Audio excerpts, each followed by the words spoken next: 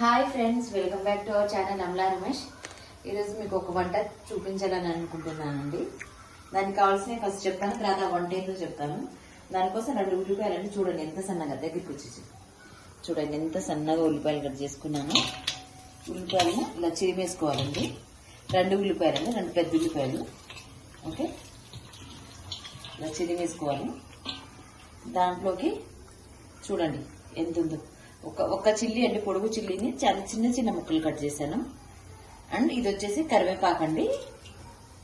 మీకు అర్థమైపోయి ఉంటుంది ఆల్మోస్ట్ ఇప్పుడు నేను ఏం చేస్తున్నాను అనేది. అండ్ దాంట్లోకి కొంచెం జీలకర్ర అండి, జీలకర్ర తెలుసు కదా, కొంచెం. అండ్ కొంచెం సోడా ఉప్పు అండి, చిటికెడంతా. అసలైన ఇంగ్రీడియంట్ అండి. ఫస్ట్ ఈ ఉల్లిపాయలను కొంచెం మెత్తగా తీసుకోవాలండి, దీంట్లోంచి వాటర్ వస్తుంది. ఈ రెసిపీకి సరిపడంతా ఉప్పు వేసుకుంటున్నానండి. అండ్ కొంచెం అంతా పసుపు. ఓకేనా, ఇప్పుడు దీన్ని బాగా మనం మిక్స్ చేసుకోవాలండి. ఇలాగా చేస్తే వాటర్ వస్తుంది. మీకు అందరికి అర్థమైపోయి ఉంటుంది ఇప్పుడు నేను ఏం రెసిపీ చేస్తున్నాను. ఓకేనా, ఇలా బాగా కలపాలండి. ఈ ఆనియన్ వాటర్లోనే మనం పిండంతా తడిసిపోవాలి. చేసుకునే పప్పుడు ఇది శనగపిండి అండి, బేసన్ తెలిసి అన్ని బేసన్ పిండి వేస్తున్నామండి. కొంచెమంతా బేసన్ అండి.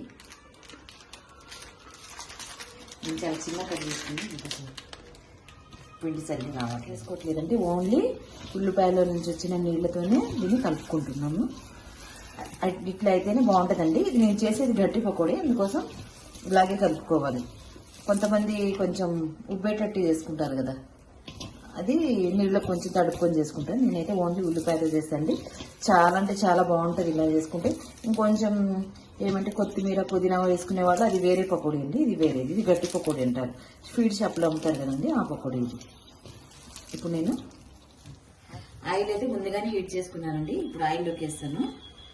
పకోడీ అండి, పెద్ద పెద్దగా వేసుకోవాలి. గట్టి పకోడీ నాకు బాగుంటుందండి, మీరు కూడా ట్రై చేసుకొని తినండి. నాకు స్వీట్ షాపుల్లో ఇలాగే చేస్తారు, అందుకోసం మస్తు అంటే మస్తు ఇష్టం అండి పకోడీ చేసుకోవడం. అప్పుడప్పుడు చేస్తూ ఉంటాను. చూసారా, నూనె వేడెక్కిన కాబట్టి త్వరగా అయిపోతుంది. ఒకసారి ఒక సైడ్ వేగిందండి, ఇంకో సైడ్ తిప్పుకున్నాను. నేను సిమ్లో వేపుకోవాలండి. సిమ్లో వేపుకుంటే మంచిగా లోపల మంచిగా ఉంటుందండి. ఆనియన్ చాలా టేస్టీగా అనిపిస్తుంది. ఇలా వేపుకోవాలి. గట్టి పకోడీ బాగుంటుంది. ఇప్పుడు తీసేద్దామండి. నేను ఇప్పుడు దీన్ని హాట్ బాక్స్లో పెట్టుకుంటున్నాను. కింద టిష్యూ పేపర్స్ పెట్టాను. ఆయిల్ ఎక్స్ట్రా ఆయిల్ ఉంటే అది అబ్జర్వ్ చేసుకుంటానండి.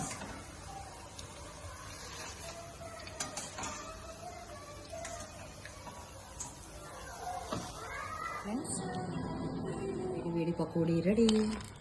ఉల్లిపాయ పకోడీ. టేస్ట్ చూసి చెప్పండి ఎలా ఉందో.